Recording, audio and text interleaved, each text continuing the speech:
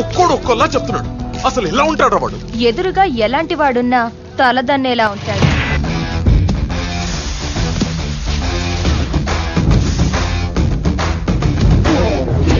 వాడి blood వాళ్ళగే B negative.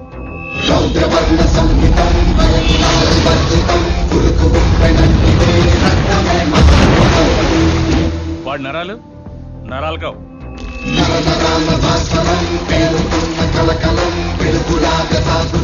High tension వైర్లు.